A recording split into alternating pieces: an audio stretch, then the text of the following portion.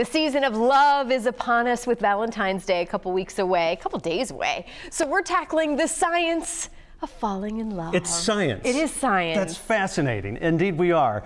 Love biologist Dawn Masler joins us to discuss the complexities of love. And I always like to say, Dawn, love is a many-splendored thing, but you're saying it's actually four distinct splendored things all swirled together. Explain that. There's four distinct phases. Okay. The first one is attraction, which has really nothing to do with love. It's just kind of getting your attention. That's more of the lust, right? Pretty, yeah. No, but it's, I mean, that's, well, hey, okay. Okay, well, it's an easy way to say it, Yeah. yes.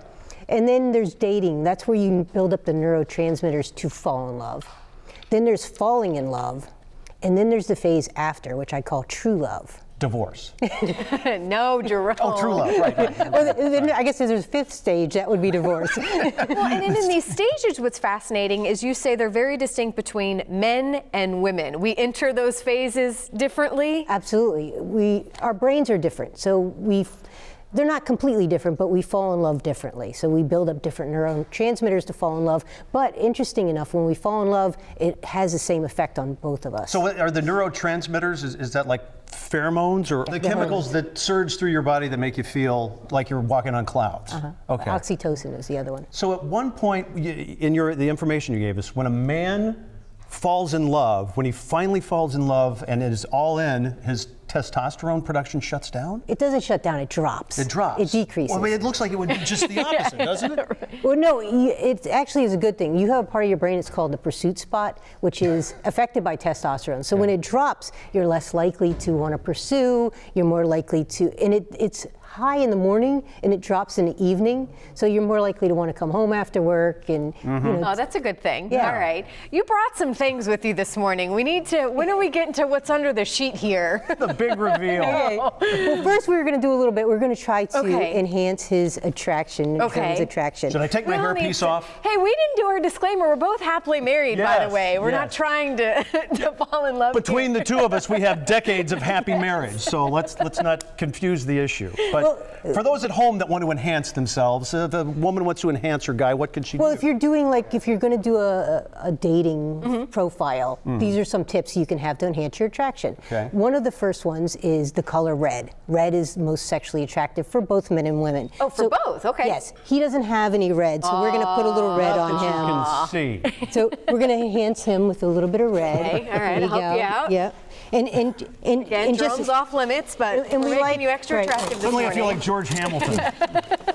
Wow, okay. We like heroes, so we kind of Yeah, this will get me. Get it on your mic there. There's no singles bar in the world I couldn't walk into and not walk out with somebody. There you go. There you go. He's already looking good.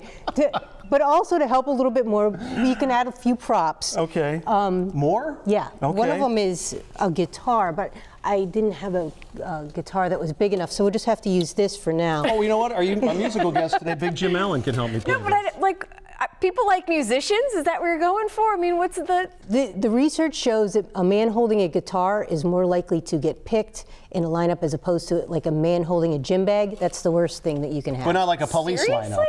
In a lineup of like who's the most attractive out of all if these? you're on Tinder and you're flipping through, that's the guy that's hold a gonna be guitar. picked. I don't know about that one, but Control yourself. Not that one. Control yourself. It's like system overload here. So I have one more thing for Okay, because attraction. we have less than a minute left. I want to make sure we get it all in. Okay, well, we'll skip this one. Okay. What I wanted to, now we have attraction, but what I want to talk about is when you fall in love. You build up the neurotransmitters to fall in love, but when you fall in love, certain things happen to your brain. That's the wild part from the research that I found.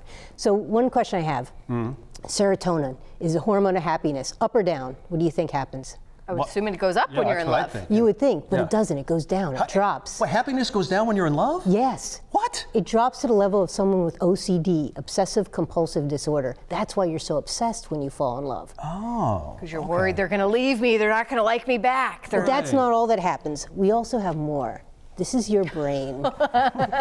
This is not a real brain, by the way. This is an incredibly realistic model.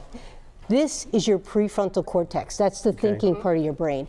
Researchers at Linden University found that when you fall in love, that's gone. Oh, man. You lose cognitive ability when you fall in love. I feel like that most of the time anyway, though. But not only that, you also lose this part. That's your ventral medial prefrontal cortex. That's the part of the brain that judges the other person. That's why they say love is blind. So they can do no wrong. Exactly. Oh, Dawn, we're out of time. I know. We need to have you back. We can't get it all in. Would you like another slice of brain? Yes, please. Where's the Do gravy, that. Joe Pop? Hey, Men Chase, Women Choose. You can find the book on Amazon and, of course, Barnes & Noble, other bookstores as well. Oh, no, I can't believe you hate it. The brain's That's not half gross. Your attraction level just went way down, by the way. Come on, I got the cape. I'm eating